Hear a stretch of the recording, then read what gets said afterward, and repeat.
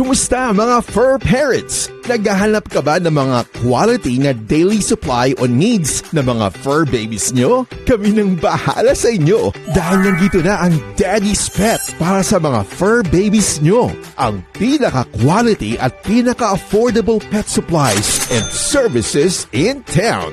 We offer all kinds of pet supplies and all kinds of services like pet grooming, pet boarding, pet rehoming, and many more. And of course, andyan na rin ang pet gifts for your special someone. Hatid rin namin ang mga mababait na staff para sa mga fur babies nyo, kaya naman we ensure na safe at comfortable ang mga fur babies nyo. So what are you waiting for, mga ka-fur parents? Daddy's Pet. Affordable na presyo para sa mataas na standard na serbisyo. Visit us now! Welcome to Daddy's Pet Talk. Ikaw at ang pet mo ang bida. Sir, magandang umaga sa iyo, sir. Alam ko, pangatlong beses nyo na rito magpag-groom. Pero bang ipakilala, sir, ang iyong sarili at ang iyong dalawang pet sa ating mga kapetok? Ako nga pala si Enzo at yung dalawang ko pong alaga. Ito po si Charmy, mga one year na po siya. Ito po sila, 4 months na po siya. 4 months na. Sir Enzo, paano kayo pinagtagpo ng mga pet mo? Paano mo sila nakuha? Ano po, regalo po. Ito po, nung regalo ko po nung Pasko po. Ito po, regalo ko po nung birthday po. Wow! Paano sino nagregalo niyan sa'yo, Sir Enzo? Ano po, Sino nagregalo po sa'yo? yung parents ko. Talagang ano. Sir Enzo, maaari nyo bang i-share? Tulad si Charmy, kasi alam ko si Charmy matagal na sa'yo yan di ba? Yung mga struggles na napagdaanan nila Charmy. Kunyari, nagkasakit, nadala nyo ba sa vet, kung saan kayo nahirapan, kwento mo, Sir Enzo. May, minsan po, di po makain ganun. Minsan po, nasa-stress pa yung lola ko. Tapos po, pagpapabed po, napapagastos. Mga kapetok, si Sir Enzo po ay 12 years old lang po. Pero mahilig na po siya sa mga pets eh. Unang pets niya ko si Charlie, tapos sumunod si Lucky. Yung white, si Lucky, si Charmy yung brown. Bali pumunta rito yan para magpa-pet groom. Pero in-invite ko agad si Sir Enzo, sinabi ko yung sa parents niya, na kung pwede niyang ipagmalaki na yung dalawa niyang pets kasi naging dalawa na po eh. Sir Enzo, mapili ba yung dalawang yan sa pagkain? Ito po mapili, ito po kahit ano po. Ano mga binibigay mong pagkain sa kanya? Kanin lang po, tapos yung food po na pwede po sa kanila sa bahay.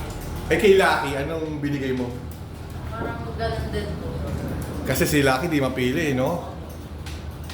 Bali Sir Enzo, yung parang may binibigay ka ba? Kunyari, chicken. Binibigyan mo ba sila pang mga treats nila? Kunyari, gumawa sila ng maganda. May binibigay ka ba sa atin ng magandang pagkain? Opo, bibigay po ng treats. Pag bibigay po ng chicken, tinatanggal po yung balat. Yun, tama yung Sir Enzo.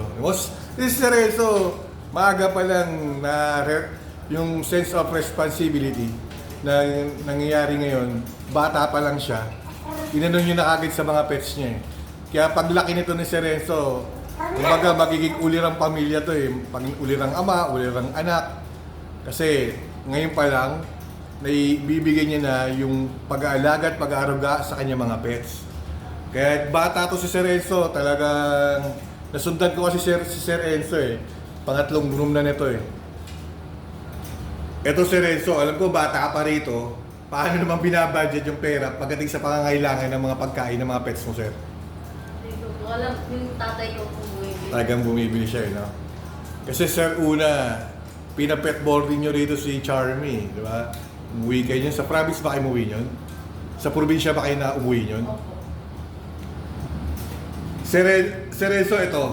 Anong favorite banding nyo pagkasama mo yung dalawang yan? Pag kayong tatlo lang. Ito po palagi po nung nagpapabelly wrap po. Tapos ito po palagi po tumatabi sa akin pag natutulog. Balik katabi mo si Lucky sa pagtulog. Eh si Charmy siya na natutulog yan. Paras po sila natutulog sa baba, pero inaakyat ko pa sila.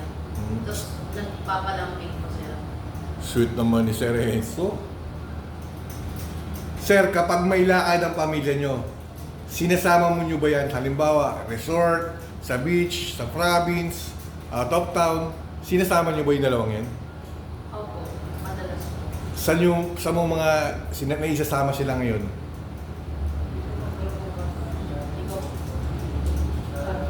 Sa Baguio, sir. Kasi bumubulong mami mo sa Baguio. Diba? Sa mall, sisama mo siya. Sa mall, ano ba, pag nasa mall sila, magulo ba sila or tahimik lang? Ano po sila? Parang disiplinado. Oh? Kasi siyempre, bagong territory, kumbaga, titignan nila. Parang naninibago. Si Renzo, pag nagsalita ito, para kayo ng 20 years old up eh. Talagang alam mo na yung mga isasagot mo si Renzo eh. Eto si Renzo, may tinatawag kasi nga eh, alpha sa pamilya. Yung tinatawag na alpha, na yung siya lang yung sinusunod na mga pets. Kunwari, sa pamilya nyo, nakaupo kayo sa sala, tapos gusto nyo tawagin yung isa sa kanila. Pag sabay-sabay kanyong tatawagin sila, sample, Charmy! Sino ang di mo si Charmy oh? Sino ang nilalapitan ni Charmy? Kuya po. Kuya mo? Kumbaga sa kuya mo yung sinusunod niya or ikaw pa rin ang sinusunod? Pag sabay. Si kuya po talaga kasi yung palagi niya po kasama eh. Si Lucky ngayon, tinitrain mo pa. Opo. Ikaw na yung kay Lucky. Tag-isa kayo ng kuya mo. Pero sir, Enzo, alam ko, estudyante ka pa lang. Bata ka pa eh. Pero natutuwa ako dahil yung pagiging poor parents ay inadapt mo na sa sarili mo sa pamamagitan ng dalawang yan. Sir Renzo, syempre, dapat naglalaro ka or ano kung ano-ano, nagko-computer or whatever. Pero nakikita ko parang binibigay mo yung oras mo sa dalawang yan. Sir Renzo, ano ang nabago sa buhay mo simula yung dumating yung dalawang yan? Parang mas sumaya po. Tapos every time po pagkadating po sa school, parang palagi po sila yung nagpapasaya po sa akin. Parang palagi po silang masaya pagkadating po. Palagi po akong tinatalunan po. Ito nga Sir Renzo, may kasabihan tayo na sa tuwing aalis ka, yung dalawang yan malungkot. Opo. Di ba? Pero lagi mong iisipin na kahit saan ka mapunta, na merong dalawa sa iyong laging naghihintay para makita at muli ka pag dumating ka. Sila yung sabik na makita ka ulit. Di ba? Kunyari, pagdating mo, di ba, kita mo naman kung ano yung effort na binibigay nila. Taga hinihintay ganyan. Sa likod ng pintuan, nandun sila. Para lang makita ka. Di ba, Sir Renzo? Ito, Sir Renzo. Kumbaga, anong message na gusto mong sabihin sa dalawang yan? Kasi alam ko, bata pa yung dalawang yan eh. Kasi 5 to 10 years from now, Sir Renzo, pwede nyo panoorin to sabay-sabay sa YouTube, di ba? Sa TV nyo. Sir Renzo, anong message na gusto mong sabihin sa kanilang dalawa? Sana matuto pa sila sa mga... Tsaka po, sana po, lumaki pa po sila. Dahil sa gagawin mo, talagang pagmamahal mo, talagang alam nating lalaki sila, basta ingatan mo lang sila na huwag magkasakit. Kasi lahat naman tayo, gusto nating humabang buhay ang ating mga pets. Kasi yung pets na yan, tulad ninyo, ginawa nyo ng part of the family. Kaya nga, iba na ngayon ang kasabihan sa pagiging pet. Ito ay kaakibat ng isang pamilya. Naging part of the family na kailanman ay hindi na pwedeng palitan ng sino man. Diba po? Kaya sa pamamagitan mo, alagaan mo silang maigi para at least, diba, tumagal ang buhay nila. Ito, kung magkakatrabaho ka sa Renzo, anong may papangako mo naman sa dalawang yan? Papaano?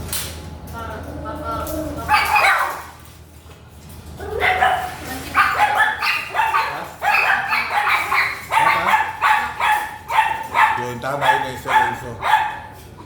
Basta, kung ano yung alam mo, gawin mo, yung makakasama sa kanila, ay huwag mong gagawin. Para mas lalo silang umaba ang buhay nila. Diba, Sir Renzo? Eto, Sir Renzo, alam ko bata ka pa, pero para sa akin, dahil nakita na kita eh.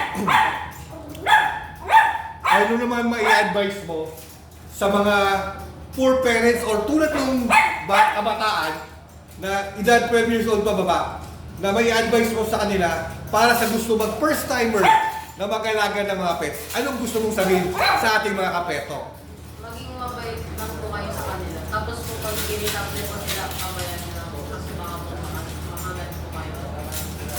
Saka po, maging mabait po kayo kasi pag naging ano po kayo, magagalit din po. Magagalit din po sila sa'yo po. Kasi yung mga yan, mapagmahal talaga yan eh. Kung ikaw si Renzo, ito paulit-ulit ko sinasabi, kung 100% ang binibigay mong pagmamahal, i-times 10 mo yan. 1,000% ang pagmamahal nila. Ang gusto lang nila, maging masaya ang lahat. Tanda mo si Renzo, sa problema, lalapitan ka ng mga yan, mararamdaman nila. Lalo, pag laki mo, habang lumalaki ka, lalapitan ka ng mga yan. Kasi nai-touch na sa'yo yung utak nila at yung galaw mo eh. Hindi mo si Renzo.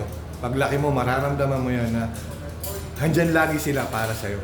Tulad mo, na ikaw, lagi ka nagmamahal sa kanila, sila rin. Ito si Renzo, ako, nagpapasalamat ako sa iyo at sa magulang mo na pinaunlakan nyo tong interview natin na ikinuwento or ibinida mo ang iyong mga pets. Dito sa Daddy's Pet, maraming salamat Sir Enzo. And Godspeed always. Ito Sir Enzo, chance mo na. Pwede ka mag-shoutout. Shoutout ka Sir Enzo. Shoutout po, ano po, aso po o ano. Kahit saan, kahit kanino. Shoutout po kay Joy Roldan, kay Janice Roldan, pati kay ano po, Nicole Roldan po, shoutout po. Shoutout po sana po, maalagan din po nilang aso ng mabuti din. Good. Ito Sir Renzo, sa mga manonood ng Daddy's Pet Talk, please like, share, and subscribe at mag-comment ko kayo kung nagustuhan nyo po ang interview natin sa pinakabatang si Sir Enzo na 12 years old pa lamang na interview na ito. Baka kayo naman na susunod na ma-interview sa Daddy's Pet Talk. Sir Enzo dito, kahit di ka naman magpa-groom, magpa-pet boarding, or bumili ng mga dog food or accessories, basta willing ka pumunta rito at gusto mo ipagmalaki ang pets mo, i-interview natin. Kasi dito, ikaw, Sir Enzo, at si Papi Charmy at si Papi Lucky sa Daddy's Pet Talk. Kayo ang bida! Sir Enzo, maraming salamat.